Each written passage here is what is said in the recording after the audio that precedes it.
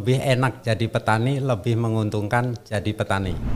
Ayo kita ramekan dunia digital maupun YouTuber di Indonesia ini.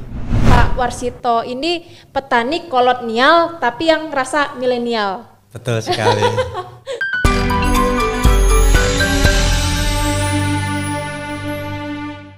Semangat pagi, ketemu lagi kita di Bislog, Bistan on Location.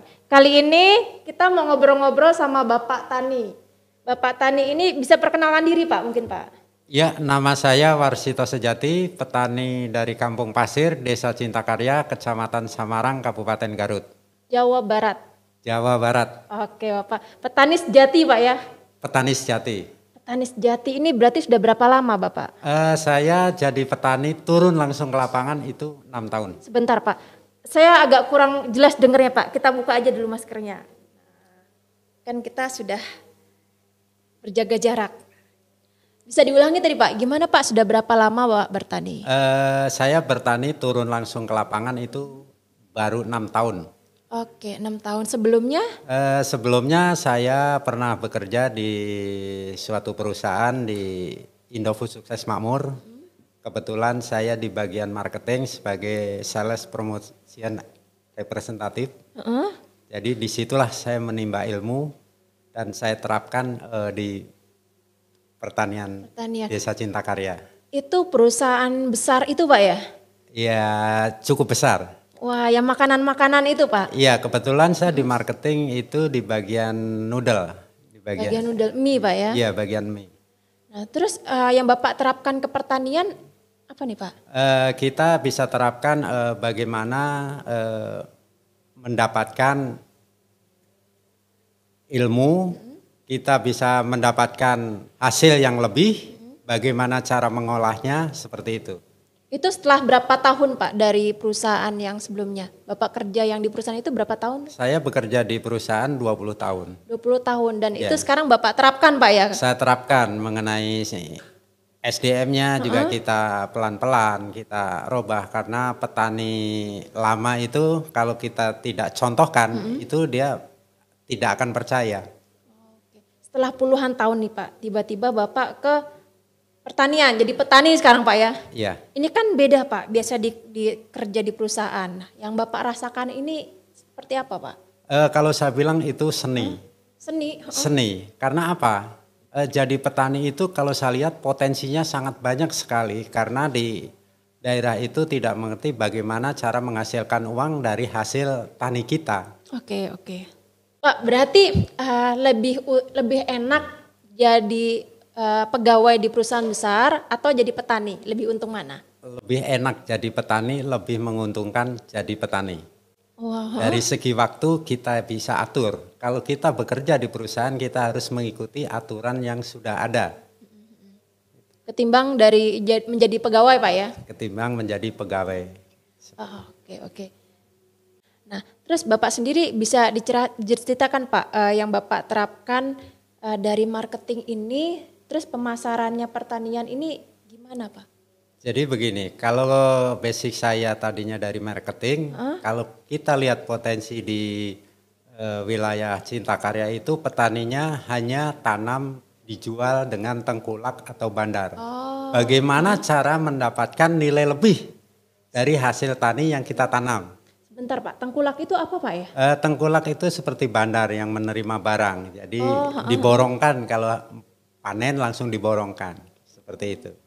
Jadi sekarang Bapak mengajak teman-teman petani untuk gak lagi store ke tengkulak Pak ya? Iya. Kenapa Pak? Memang kenapa kalau ngasih ke tengkulak? Kalau ke tengkulak itu kita hasilnya ya segitu-segitu aja, tidak ada kenaikan. Kalau kita bisa mengolah hasil tani kita, hasil tanam kita itu kita akan mendapat nilai lebih. Oh berarti kalau Bapak bilang tengkulak hasil tanam, Bapak komoditasnya apa sih Pak? Kalau saya padi sawah. Oh padi sawah. Iya. Kalau diolah itu jadi menjadi apa nih Pak? Sampai harganya beda memang dengan tengkulak gitu atau? Beda. Kalau saya kan dari hasil padi menjadi gabah, itu saya olah sampai menjadi beras. Saya bikin beras premium. Jadi kalau jadi beras itu kan dedaknya kita bisa menghasilkan uang. Dedak lembutnya menghasilkan uang. Dedak besarnya, sekamnya itu juga laku dijual. Berasnya pun harganya nilainya lebih tinggi. Oh, oke, berarti sekarang banyak yang nggak jual ke tengkulak lagi Pak ya? Alhamdulillah kebetulan sekarang di Desa Cintakarya sudah 80% tidak ketergantungan dengan tengkulak atau bandar. Itu tengkulaknya ada masalah nggak dengan Bapak jadi marah gitu atau gimana? Ya tadinya sih ya, tapi kan kita kasih pengertian lah. Namanya petani itu kan harus ada lebih, ada nilai lebih, ada keuntungan seperti itu. Jadi mereka juga ngerti dengan jelasin gitu aja Pak? Ya kalau untuk itu kita kasih lebih jelas lagi. Jadi kita rangkul, kita bahkan jadi selaku pemasar produk itu dia gitu. Nih sekarang petani bisa menghasilkan jadi beras. Nah tolong dibantu jualnya. Oh jadi penengkulak ini juga bantu jual Pak ya? Iya. Emang pasarnya kemana aja sih Pak? Kalau kebetulan kalau saya sudah seluruh Indonesia melalui online. Oh jadi yang tadinya ke tengkulak sekarang Bapak melalui online? Iya, melalui online. Onlinenya apa aja nih Pak? Saya kebetulan ada beras, ada benih padi, ada olahan pangan dari singkong, dan ada kopi. Pakai aplikasi atau medsos atau apa? Saya pakai medsos iya, saya pakai aplikasi iya. Itu Bapak ini, mohon maaf Pak sebelumnya Pak, usianya berapa Pak? Kalau saya sudah 50 tahun. 50 tahun? Iya. Berarti bukan milenial lagi dong Pak? Ya bisa disebut milenial. Milenial itu bukan karena usia.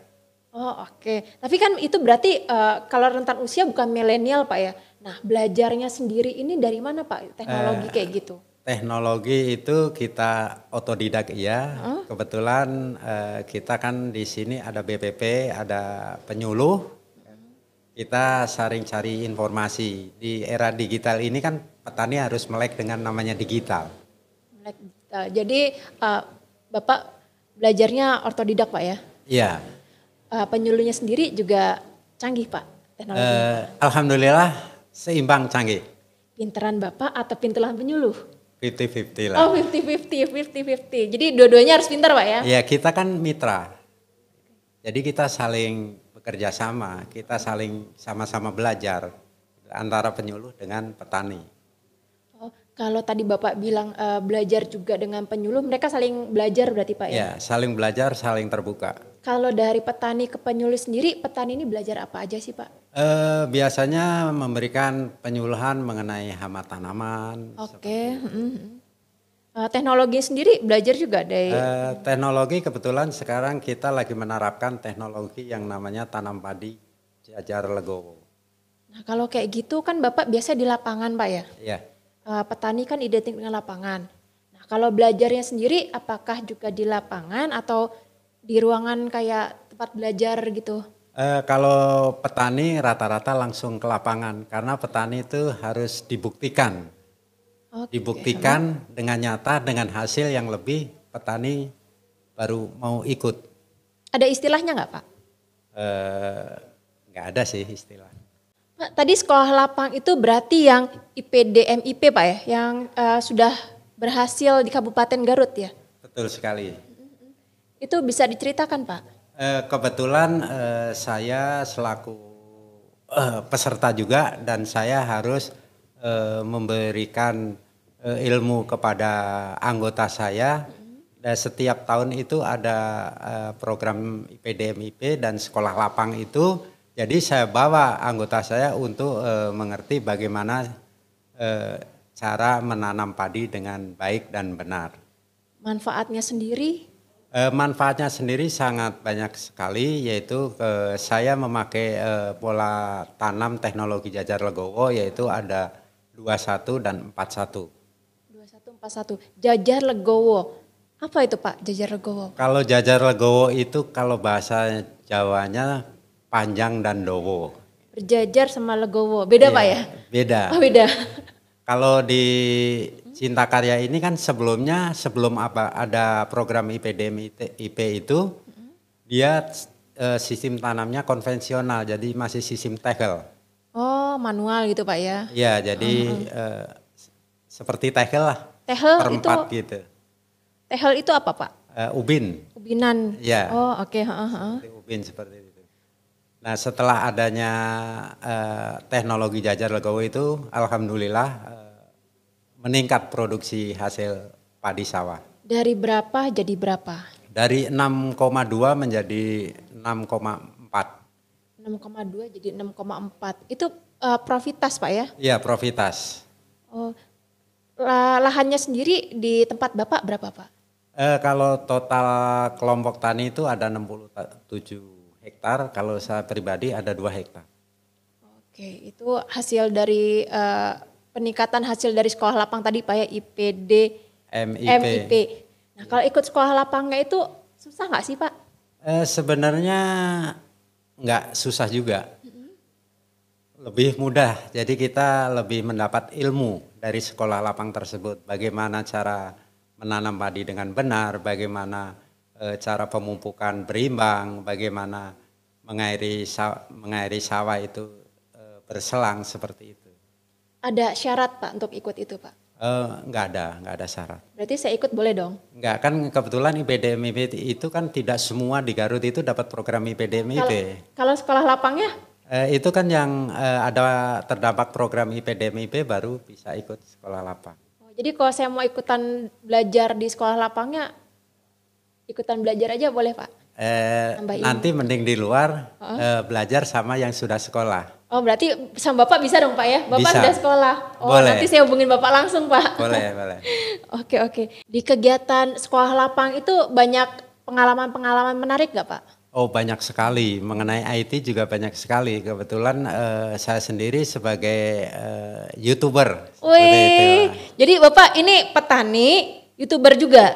Iya, kebetulan kalau ada kegiatan apapun pasti saya upload di YouTube saya.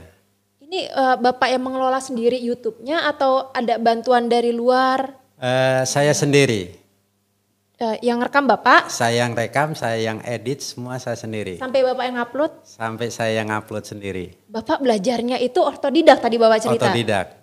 Wah, ini Bapak ngajak teman-teman untuk belajar teknologi ini juga nggak sih Pak? Kebetulan yang usianya di bawah 35 mulai saya ajarkan. Karena saya harus punya generasi penerus.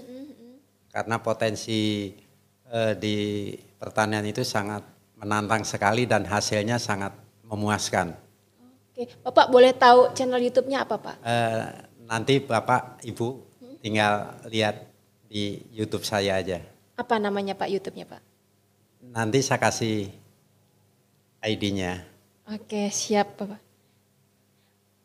Awal mula Bapak bikin YouTube itu kayak gimana Pak? Apakah karena memang Bapak ngeliat sekarang ini tren nih, jadi Bapak ikutan atau gimana? Ya di era teknologi digital ini kan kita harus melihat peluang. Peluang mana yang bagus ya itu yang harus kita ikuti. Selain YouTube, medsos juga Pak? Medsos juga iya. Mengenai penjualan secara online saya juga iya. Berarti Bapak kan YouTuber. Bapak juga main medsos Pak ya? Iya. Berarti bisa saya bilang Bapak Warsito ini petani kolonial tapi yang rasa milenial. Betul sekali. Jadi tadi Pak ya walaupun kolonial tapi tetap bisa jadi milenial Pak ya, bukan umur Pak ya? Iya, tidak kalah kita sama yang milenial yang usia muda. Tuh, jangan mau kalah sama Bapak Warsito. Sejati Pak. Warsito sejati. Warsito sejati yang walaupun sudah tidak muda lagi tapi tetap milenial Pak ya? Jiwanya tetap muda. Media untuk memberikan pelajaran kepada petani-petani yang milenial maupun kolonial melalui apa aja Pak? Kalau untuk yang milenial saya juga suka presentasi juga. Jadi kita pakai Infocus, kita ajarkan sedikit demi sedikit. Jadi untuk memacu semangat petani muda ini, karena kalau tidak diajak sama kita, tidak ada penerusnya, nanti bagaimana swasembada pangan di Indonesia ini. Pakai grup WA juga nggak Pak? Kita pakai grup WA juga. Kalau mau bergabung nanti juga boleh.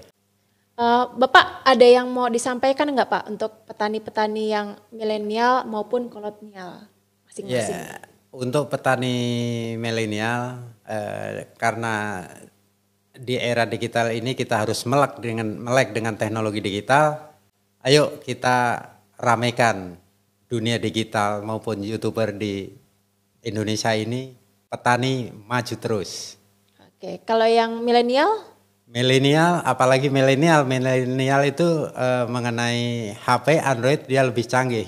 Seharusnya petani milenial itu lebih mudah menggunakan. Berarti petani-petani yang milenial jangan mau kalah dengan petani Kolotnial. kolotnial. Bapak kolotnial atau milenial, Pak? Kalau saya dua-duanya. Dua-duanya. Gitu. Bapak boleh dikasih tahu medsosnya mungkin? Kalau untuk untuk usaha taninya saya kasih tahu lah. Jadi pakai partner program IPDM itu yaitu pakai aplikasi Nilaiku. Nilaiku. Ya. Di situ kita bisa usaha hasil tani kita bisa langsung posting, kita bisa upload, bisa dilihat seluruh petani di Indonesia.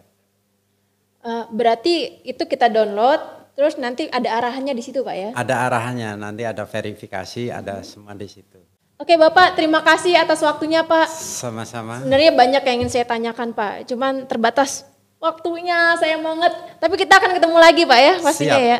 Oke, terima kasih banyak Pak. Guys, kita selesai untuk hari ini, tapi kita akan ketemu lagi. Jangan lupa ya untuk subscribe channel YouTube ini, like, loncengnya, pokoknya diikutin semuanya. Oke? See you guys. Bye.